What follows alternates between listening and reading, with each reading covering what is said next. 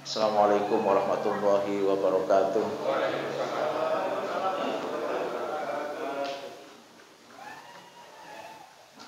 Alhamdulillahi haqqa hamdi. Asyhadu an la ilaha illallah wahdahu la syarika lah. Wa asyhadu anna Muhammadan abduhu wa rasuluh. La nabiyya rasul ba'da. Qala Allah Ta'ala fil Qur'anil Karim, a'udzu billahi minasyaitonir rajim. Wasari'u ila maghfiratin min rabbikum wa jannatin 'arduha as-samawati wal ardh mu'iddat lil muttaqin. Al-ayah ila akhirih. Sadaqallahul azim, sadaqa rasulullah wa habibuhu wa nabiyul karim. Yang terhormat Ketua Pimpinan Daerah Muhammadiyah Kabupaten Bekasi, Mas Yatman, dan juga pimpinan yang lainnya, ada Mas Ahyar yang tadi sudah bisik-bisik, ada waktu nggak habis acara ini? Oh ada, ya kan? Mau kemana? Mau makan durian, ya kan? Tapi ini bukan untuk jamaah yang lainnya, hanya kita berdua, ya kan? Berarti bocor Mas Ahyar. Pak Sukri yang saya hormati, saya yang muridnya Pak Sukri, bukan Pak Sukri murid saya. Ada ini orang sendiri ya, Mas Firdaus ya. Dan juga yang lainnya yang tidak bisa saya sebutkan satu persatu, pengurus Muhammadiyah di wilayah Cikarang Raya, ibu-ibu dari Aisyah, mungkin juga kalau dia dari usianya ada yang Nasyatul Aisyah, ada pemuda Muhammadiyah, tadi disebut juga ada perwakilan dari IMM. Alhamdulillah, rasanya kok untuk ketiga kalinya ya saya di sini ya. Untuk ketiga kalinya saya hadir di masjid ini untuk acara yang kali ini bertajuk halal bihalal dan silaturahim ECM Cikarang Raya, yang saya kira ada satu hal yang berbeda ya, bahwa sekarang istilah halal bihalal sudah mulai banyak dipakai juga di Muhammadiyah. Sebelumnya itu hanya silaturahim. Memang ini juga bagian yang saya kira dinamika di dalam konteks bermuhammadiyah. Biasanya dalam apapun itu sejarah itu akan sangat berpengaruh juga. Sebelumnya mungkin kita banyak membaca tulisan-tulisan terkait dengan siapa pencetus halal bihalal. Ada yang menyebut itu adalah Kiai Haji Abdul Wahab Hasbuwah, pendiri NU, yang kemudian memberikan masukan kepada Presiden Soekarno untuk kemudian menjadi agenda nasional pelaksanaan halal bihalal.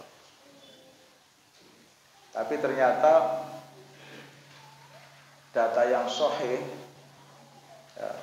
fakta yang sahih ditemukan juga jauh sebelumnya, malah di tahun 1924 itu Suara Muhammadiyah itu sudah pernah memuat satu tulisan terkait dengan masalah halal bihalal.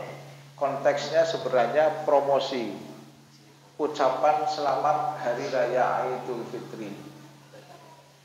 Jadi silakan yang mau mengucapkan halal bihalal perayaan Hari Raya Idul Fitri membayar iklan lah, sejenis iklan membayar ke Suara Muhammadiyah kalau tidak salah 5 rupiah atau berapa. Dengan bekal inilah kemudian mulai marak di internal Muhammadiyah itu juga penggunaan istilah halal bihalal, sesuatu yang sebenarnya khas ya. Bisa juga menulisnya al halalu bil halal gitu ya. Ini memang khas Indonesia. Ya paling sederhana ya halal-halalan lah gitu kan. Tapi ada guyon itu biasanya yang istrinya biasanya panggilnya Abi gitu kan. Karena selama puasa itu berpuasa juga, berhubungan suami istri, kemudian halal bi halal gitu kan. Artinya sudah halal gitu kan. Jadi sudah boleh gitu kan. Nah itu. Tapi kalau bahasa Rasul itu ketika datang hari raya itu ya bahasa yang disampaikan Rasul itu ya taqabbalallahu minna wa minkum. Itu. Hanya itu saja sesungguhnya, taqabbalallahu minna wa minkum. Kemudian ada yang menambahkan minal aidin wal faizin, gitu kan? Wal maqbulin kullu am wa antum bi khair. Ada juga yang menambahkan itu. Mohon maaf lahir dan batin. Yang harus dihilangkan sebenarnya ya Allah memang tahu maksudnya gitu kan. Tapi menjadi lucu ketika kemudian mina itu wa faizin ya gitu kan. Artinya apa itu loh. Ya terus terang aja langsung tegas ya, mohon maaf lahir batin gitu kan. Itu lebih jelas gitu kan. Itu.